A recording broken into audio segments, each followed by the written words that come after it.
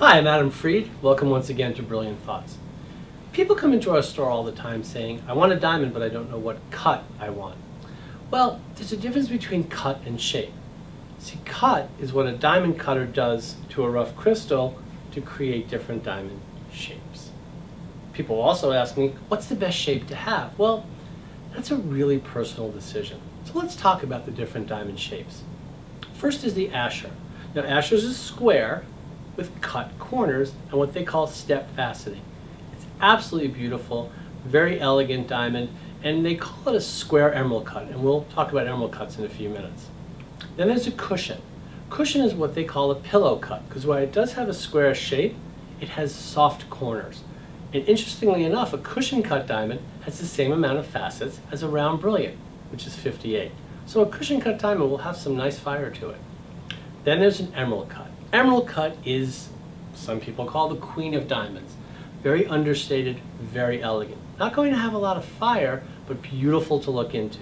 Now, my advice, if you're buying an emerald cut, you really need to stay in VS2 and above because you will see imperfections on the table of an emerald cut. Next is a radiant. A radiant diamond is basically a faceted emerald cut. So you're going to have that same elegance, but with a little more fire and a little more sparkle. Then there's a marquise. Marquise is interesting because it's the only diamond that's diamond shaped. It's very pointed at both ends. Now remember, when you're looking at marquise, or almost any other diamond, you want to make sure that it fits your personal likes and dislikes. Some people like a marquise that's more narrow, some people like one that's wider. So you always have to take a look at it. Next is a heart shape. Heart shapes are basically pear-shaped diamonds with a cleft top. People say that a heart-shaped diamond is the most romantic diamond you can give. Then there's an oval. An oval is basically like a marquise except it's soft at both ends. And an oval will have a lot of brilliance and a lot of fire. Great diamond. Then there's a pear shape. A pear shape is a teardrop. Again, you have to see it in person because some pear shapes are wider and some are narrower, and it's all personal preference.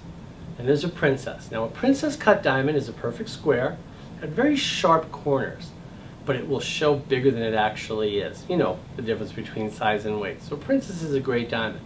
Little word of advice, when you have it mounted, make sure that the mounting protects the corners. You don't want them chipping. Then, last and of course not least, is a round brilliant diamond. A round brilliant diamond, interestingly enough, is the only diamond that on a laboratory report, GIA or AGS, will have a proportion grade.